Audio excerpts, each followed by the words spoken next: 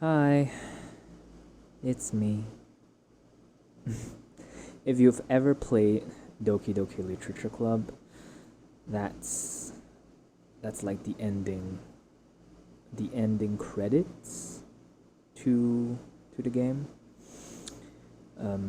Monica says that she's like the pseudo antagonist of the game. It's quite a tearjerker. If you haven't checked it out, you should. Dan Salvato, cool guy. Speaking of guys, I'm one of them, as it would seem. I don't know what I'm doing this. I don't know why I'm doing this. I just am. I just am doing this. I just woke up one day, and after like a solid week of watching TED Talks, I was just like, you know,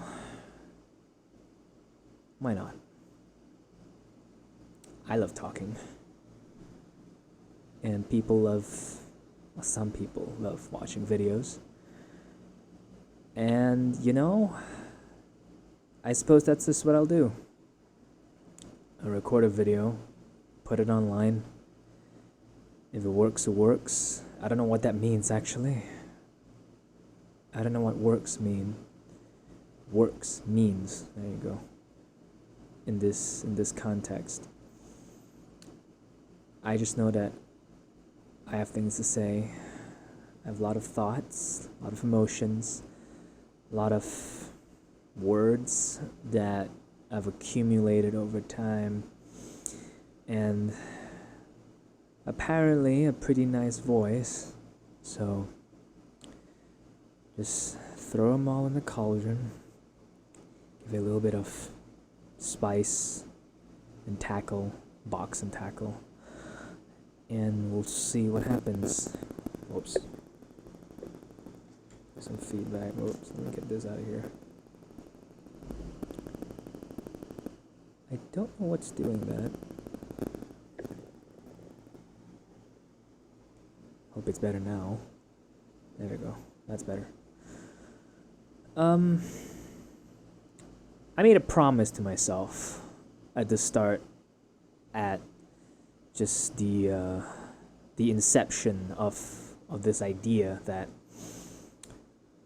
I'm not going to make this complicated. I'm just gonna record this. Excuse me, I just ate. Record this. No cuts, no edits, no nothing. All you get is this. Me. In a dingy little room. In a white and cyan striped shirt. With a somewhat bored gaze. Thanks to the food coma. And just me talking about things. It's been 3 minutes and we haven't really gotten anywhere. That's what it is, right? That's just how life is sometimes. You do something, or you want to do something, and either you run into obstacles, you find something that doesn't work, and all too easily that dream is forgotten. There's a lot of reasons behind why that is. A lot of philosophical, biological. I realize I'm looking at this screen and my face a lot more than the camera, so I'm gonna try and keep that in mind moving forward. Anyways, we give up really easily, I feel, and honestly, that's kind of an evolutionary trait. But I decided to say screw it. My name is Carlson. Carlson Go. Some of you know me. Most of you don't.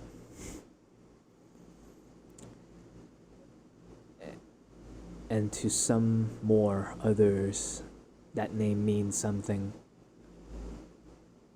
Could be something. I don't know where I was going with that. And I am 27 this year, October 26th. I was born in 1998. I feel like something pretty significant happened that year, but I can't remember what. I mean, if we go back far enough in history, something significant happens every year anyway. I love talking. It's something I enjoy. I like the sound of my voice. I enjoy the tone, the timbre, the pronunciations that I have. This microphone I bought last year with no real intention ever to use it, other than to fuel a pipe dream of hosting some sort of podcast. Because that's what all the cool kids do nowadays, right? I think they call it TikTok, where it's like I don't know. I'm not on it long enough, or really ever, to say that I'm well versed in it or not. And let's see what else. 26 years old, 27. I just attended my convocation for my master's in counseling and therapy degree, which is very exciting because, boy howdy, I did not think I'd do it, but I did. I did. Graduation was it was quite an occasion.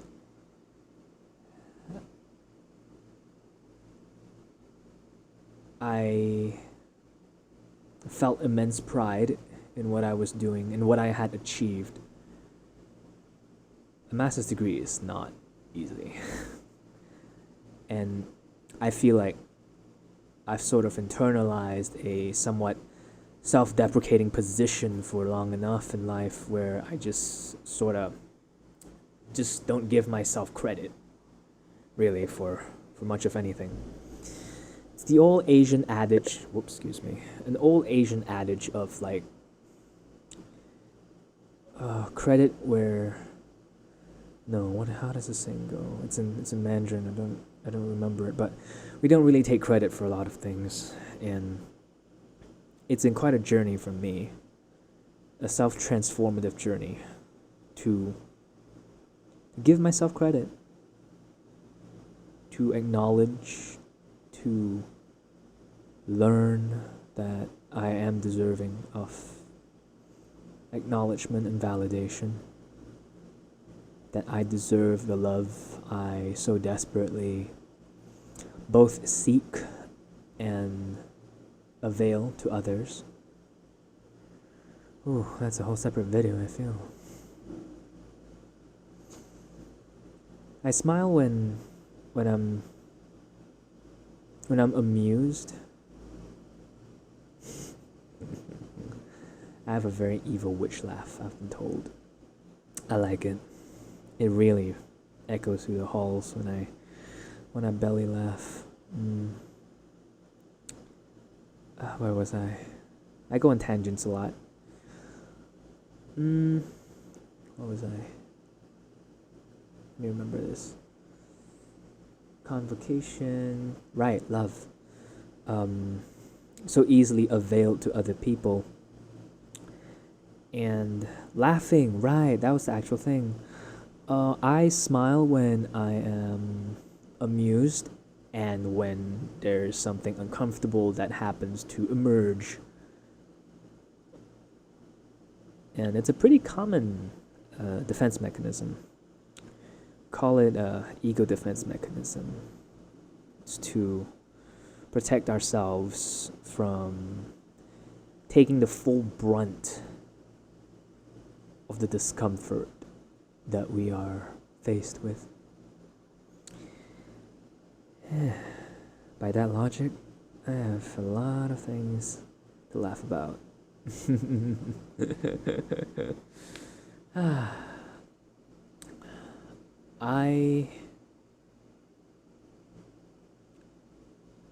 I'm just talking. I like a lot of things. I have a lot of dreams. Let's see. I still don't know what this video is about. I don't know what I'm doing. I just figured you should know. It's only fair that we're all on the same page here. And this is kind of what my mind feels like inside. This somewhat listlessness, adrift, and not really focused on anything. It's led to a lot of, let's just say, interesting decisions in my life throughout. And I sometimes tend to hyper-focus on certain things. Like this, right now. Like this video. Where an idea just lodges itself into my mind and just doesn't let go until either it fizzles out on its own or I do the thing. It's been baking lately. I recently acquired a toaster oven, and let me tell you, this thing is best thing since sliced bread. You can toast it now. It's great. And it was because my my air fryer died about a few months ago, and it was as a result of a fire that happened half a year ago at this point in my old location. It survived. It fought valiantly to continue its service until it decided that it was time to rest. Excuse me. And so rest it did, underneath the cupboard. In a cupboard underneath the sink, actually. It's still there. It's sentimental. Also, I can't be bothered to throw it out yet. So, toaster oven, and for some reason I bought it because I wanted a substitute for an air fryer. We all know how essential air fryers are if you're either 64 years old or you are a triathlete. Is that what I call it? Triathlete, yeah. When all you do is eat rice with baked chicken, like 6 meals a day to get your caloric intake. Yeah, I've been running too, but that's a separate story. Back to the toaster oven. I love this thing. It is fantastic. It has given a new definition to heating up nuggets, sausages. Oh boy. If you've never had that before, if you've never used a toaster oven to heat up a sausage, you're missing out. And I didn't know what I was missing out until I had it. And one day I just had this bright idea of like, hey, it's a toaster oven, right? Oven? It's used to bake stuff. I could bake. I think. I can cook. And so I figured that baking was more of the same. Just put stuff in, put a bunch of ingredients, get said ingredients in one place, place them in a thing where they're mixed well, pop in the oven, and there you go. That's all there is to it. And I wasn't completely wrong. slightly off course maybe, because all things considered, I did quite well when it comes to preparations, because I got myself a mixer. Not this one, the electric one that goes whir, and it beats everything into one. Like my emotions on a Thursday morning when I have class, and all of that repressed trauma comes back in. It's great. You should try it sometime. But yeah, just got mixers. Turns out butter really expensive. I was not expecting the bulk of my purchasing itinerary to go towards butter. Did you know that? Well, I'm in Malaysia, so it's about $15 for like a good stick of butter. And do you know how much butter you use to bake? Anyone who bakes would know. It's a lot. That's how you get the texture, just to sort of fluff it up. And word of advice, if ever possible, melt the butter first, at least room temperature, because boy, it's if you're not planning on repainting your house with beige batter, beige batter beige. Yeah, that's you might have some problems with that. If you are, great. I mean, that's just 2-in-1, really. But the point is, I had to figure out how to hold a mixer like vertically downwards. Because at first I held it horizontally. So, and boy, let me tell you, physics, I'm not a physics person, but I had a very quick lesson in physics in the 30 seconds that I turned on the mixer, and yeah, it was a significant cleanup job afterwards, but lesson well learned. Straight vertical, it's all you need. And yeah, just it's a toaster oven, man. I mixed everything in. Baking a cake that tastes good has absolutely no bearing on how healthy it is, because it's not. I mean, we all know this. Like, we all go out and get our little cakes, the pavlovas, your secret recipe stuff. I don't know what the Western Hemisphere does for dessert. Probably like a vat of oil or something. But we go into it understanding that we're not going for our health, right? We're not using a chocolate indulgence slice as a stand-in for, like, your kale and your chicken salad. We're not making that assumption or that illusion. But man, actually, like, using the ingredients to do that was an eye-opening experience for me, because I was just like, this is a whole bunch of sugar. I should probably move this downward. There we go. Yeah, see, now you can see my facial expression. That's a big part of communication, by the way, as both a psychology major and a therapist. And yeah, just I baked a cake just now. I think it's the best one I have had so far. The last two have been bangers, so I've been told. Don't quote me on that. This one, it's so much better. I did not realize how much pleasure one can derive from watching something rise in the glass door of an oven. It was like watching a child, like, grow and develop.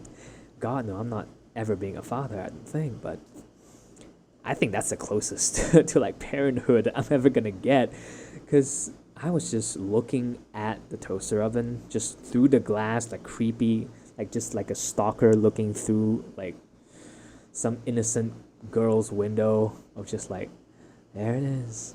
Come on, you can do it. Hurry up. And then you go off and do something else, and sooner or later you hear the ding, and you realize should have flipped it in the toaster oven. But it's okay, because it turned out fine. It turned out just fine. It's a bit brown on top, a bit burnt. But yeah, it's a lot of sugar, a lot of vanilla extract, butter, and it's great. I cannot wait to give it to other people. By the way, I don't eat the cakes I bake. I mean, I taste test them, but I don't bake them for the express purpose of consumption afterwards. That's not what I do. I don't know why. I guess it's because I'm more health conscious nowadays. Like, I've been trying to reduce my sugar intake, keeping up with my health, exercise, all of that kind of stuff, right? So the cake, it's like exclusively for gifting purposes. And there's a part of me that's a little devious where I'm like, I mean, it's not gonna be me eating it, so I don't need to care too much about the health part. As long as it tastes good for other people. That's a whole people pleasing thing, but yeah, don't worry about it. I mean, if I was a people pleaser, I would be taking into their health into account. So, two sides of the same coin, I guess. But yeah, toaster ovens, get you some. I guess this video is about toaster ovens. I guess it's also about me. My dreams, my... Oh boy, who am I guess. I'm at a crossroads, I feel. A crossroads, a bifurcation in the path of life.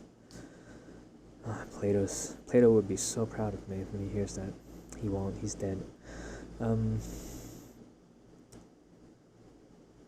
I guess I'm a little torn. I'm a little torn on what to do. I know I want to work as a therapist. It's been a crowning achievement of mine so far in life that I am able to attain my master's degree in counseling. And more than an academic accomplishment, it's also been a passionate endeavor for me. I've always loved understanding behavior, emotions, reasoning, justification, rationale. Why do people do the things they do? Why do people say or feel or do this, be that? Why people do the things they did to me? I figured that if I could not stop, if I could not prevent things from happening or behaviors that people had towards me, I could at least understand why. Perhaps that would stop the pain. It doesn't. Not for long, at least.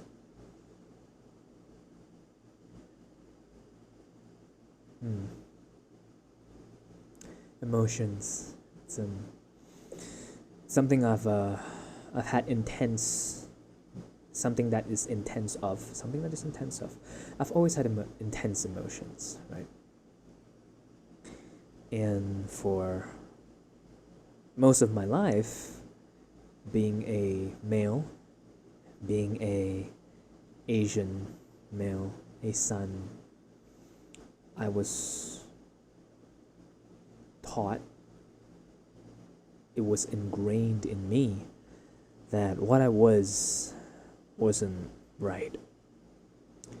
That boys didn't cry, and guys didn't complain. In fact, guys didn't really do much of anything.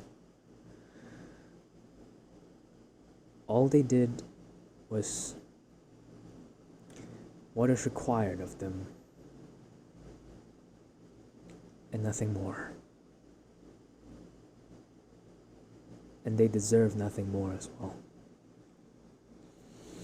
I can't say for sure if this circumstance is endemic to the Asian populace, although I have witnessed it being perhaps more prominent in a collectivistic culture, maybe.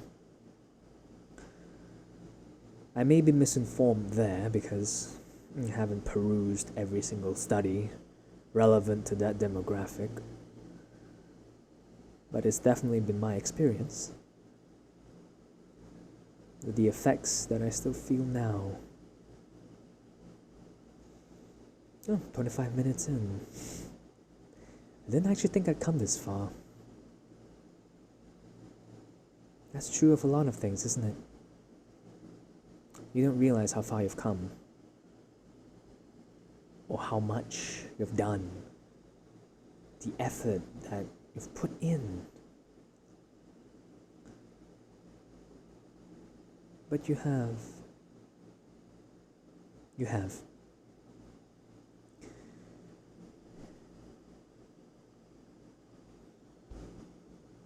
Excuse me.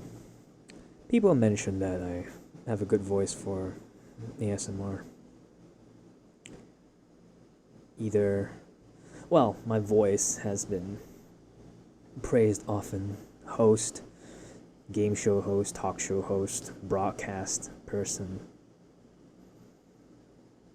voice actor.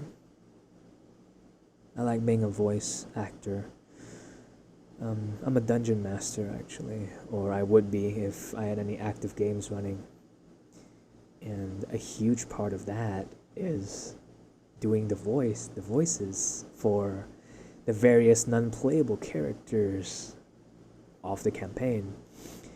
And for those of us who are not as familiar with what Dungeons and Dragons in this case is, it's essentially a tabletop role-playing game where you take on personas, a character, an avatar, if you will, and you role-play as that character. It's really fun. I love being the DM, which is strange because for most people, the hurdle of entering D&D is finding a DM because no one wants to do it. Which is completely understandable because it's a lot of work. As a dungeon master, you're essentially creating the world, the story, the location, the era, the systems, infrastructures, even to the smallest, tiniest details of, like, do you want this to be steampunk, cyberpunk? Is this an alternate universe? Maybe you want to be Destiel without the whole Lucifer thing going on. That's fine. Do that. And it's a lot of moving parts to keep track of. But for some reason, I've always been drawn to that. To attention. If you can't believe it. In a game where the attention, the story, the movement is given to the autonomy of the players, the DM arguably, Dungeon Master, arguably has the least attention upon them. Although that's not necessarily true. They have a lot of attention. Because essentially, if you've ever played a game before, I know Genshin's all the rage right now. In a role-playing game, you as the character interact with the world. Just like how, well, even just in real life, right? You are the person that's holding a cup and taking a drink, which I will do now. Hydrate, boys and girls. It's good for you. Gotta replenish all those tears you cry later. I will cry later. It's fine. But what was I talking about? D&D. But yes, it's about you interacting with the world, and as the dungeon master, well, in a game, right? In a video game, you interact with the world. You click on something. You press W, usually, and your character walks forward. You press A, goes left. Press S, goes back. So on and so forth, right? In D&D, you are essentially the computer. So the player tells you what they are doing, and you respond as the world and the characters in it would. And that's so fun, to me at least. And one of the defining moments of me as the DM is when I tell my players, there is no limit to what you can do. except for your imagination and obviously some dice rolls. It's about randomization. It's a part of the game. And there are so many paths a player takes when they realize, oh, I can do anything? And I'm like, anything. Because most of us, when it comes to games, you're just very much sequestered in like, oh, I go up and talk to this guy, right? Because when a person has like an exclamation mark above their head or a question mark, whatever, you go over and you press the button and then the game spits out a pre-programmed, pre-generated code. And the person then says, they just interact with whatever virtual world that they find themselves in. However, in D&D, there is no hard code. There is none at all. And for whatever reason, when real life consequence is stripped away and near absolute freedom is given to someone, to a player in D&D, 3 things happen. First, they ask if they can kill him, right? Okay, let me just set the scene. One of my players walks up to an NPC, all right, we'll call him Bob, and they tell me that they walk up to him, and I'm like, okay, what would you like to do? And some of them say they want to talk, and then others that are a bit more inquisitive say, well, what's there to do? And I always say, with a twinkle in my eye, what do you want to do? And almost immediately, they fall into one of these 3 categories, right? First, I stab him. Fair enough. It's some sort of latent aggression that people have, maybe. Or it's just the testing the boundaries of what is absolutely permitted or not. And it's always a fun time when they say that, I stab him. And then I say, okay, how? And they're just like, oh, I get to orchestrate this? And I'm like, you get to paint the entire scene if you want, go ahead. That's part of why I love D&D so much, right? So they either stab him, they rob him, or they seduce him. Sometimes in order, sometimes not. But the thing I want to highlight here is, for some reason, when given absolute freedom on what to do, the options devolve immediately into either crime, like straight up morally ambiguous activity. Actually, that's it. This is morally ambiguous. The seduction is it's more of an ethical issue, really. But 2 consenting adults, unless one of them is not, then that raises a whole slew of other issues with your players. But yeah, D&D. I mean, I am an avid fan of it. I've been playing it for, well, on and off, I guess. I've been DM for 7 years. 7 years. 7, I was 19. 8 years? 8 years. I'm old. But yeah, it's really fun. D&D, if you can find a group.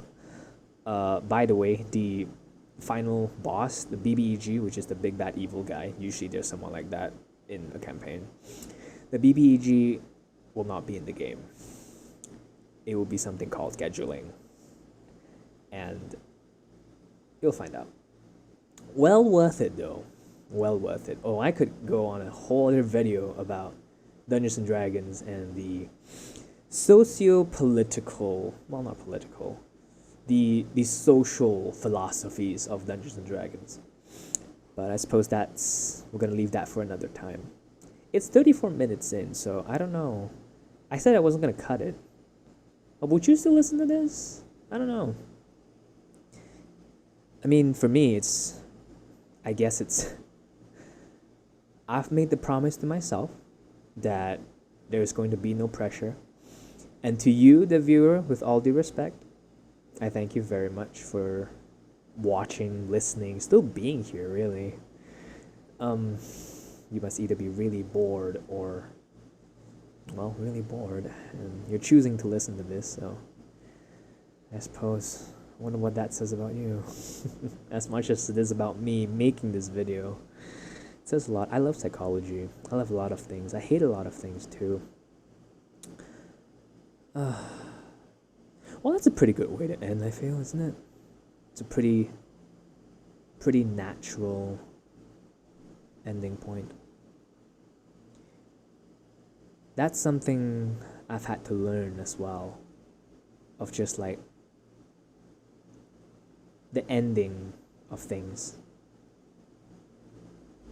I have a habit of dragging things, especially endings. I can't stand them. I can't. It's really hard for me to accept something has ended or will end. And I can feel that happening here too, actually. It's something that transcends the medium, I feel. It's something that's deeply personal to me. So, to summarize, because I've had a whole 2 years of doing this, summarization, very useful in therapy as well. You talked a little bit about, well, you know a bit more about who I am. My name is Carlson. Some of you may know me, and some of you don't. Most of you don't. I am a soon-to-be licensed therapist. I don't know what I'm doing. I feel extremely lost. I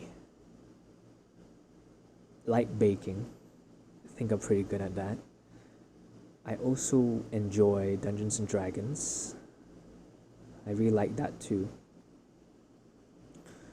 And yeah, if I'm really new to this whole thing, but again, actually no. I was gonna do the whole God. Oh, I love how that was such an instinct, a reflex of just like subscribe, like, share, what have you. But don't. I mean, if you want, I'd appreciate it, but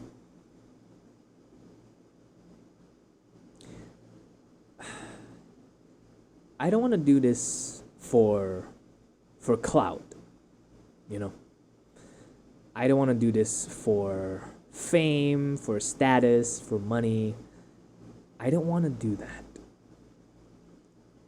I wanted to make this video because I wanted to. Yeah. And I think a lot of us could benefit from that. Just doing things because you want to. Sometimes the